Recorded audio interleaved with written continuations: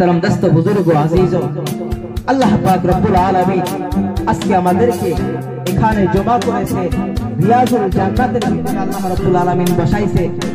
আল্লাহ পাকের কাছে দোয়া করি আল্লাহ তাআলা যেন সবাইকে আমল করনে वाला বানায়। আমি আপনাদের সম্মুখে কিয়ামত সম্পর্কে কিছু আলোচনা করব ইনশাআল্লাহ।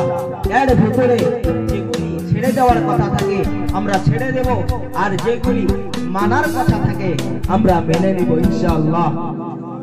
ভাই মাহতারাম দোস্ত বুজুর্গ, আমরা তো সবাই তো জানি একদিন না একদিন আমরা মরবো না নাই গো। আজকে হাত উঠাই গো, কারা কারা মরবো না?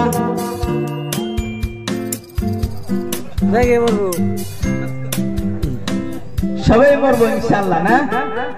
দুনিয়ার ভিতরে যত মানুষ আছে, দুনিয়ার ভিতরে যত মানুষ আছে সমস্ত মানুষ ইখতিলাফ করে।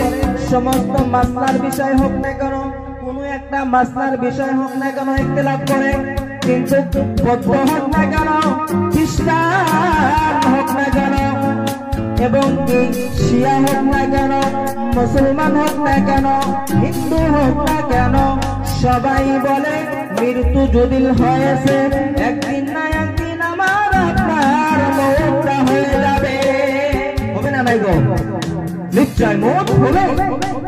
তো আমরা কার মওত কোথায় কোন সময় আসবে আমরা তো সেটাও জানি না।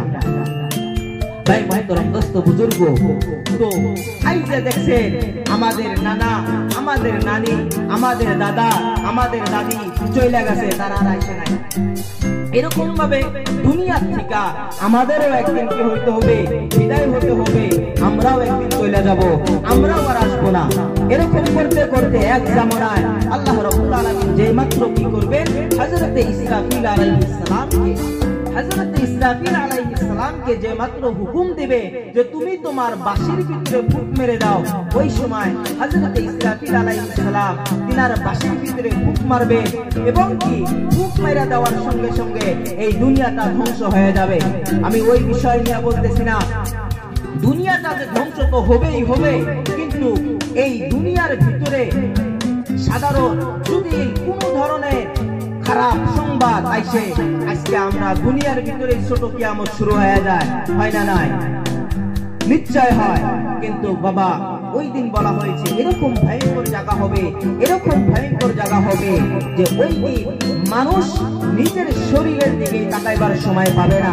আল্লাহ নবী সাল্লাল্লাহু আলাইহি ওয়াসাল্লাম বলেছিলেন যে কিয়ামতের ময়দানে মানুষ কি থাকবে, উলঙ্গ থাকবে, মানুষের শরীরের ভিতরে কাপড় থাকবে না। মাইশা সিদ্দিকা রাদিয়াল্লাহু আনহা আল্লাহ নবী সাল্লাল্লাহু আলাইহি ওয়াসাল্লাম কে বলতেছেন, ইয়া রাসূলুল্লাহ, ইয়া হাবিবাল্লাহ, আমি আয়েশা বুঝে আসে না, বুঝে আসে না, বুঝে আসে না। রাসূল আপনি বলে দিলেন যে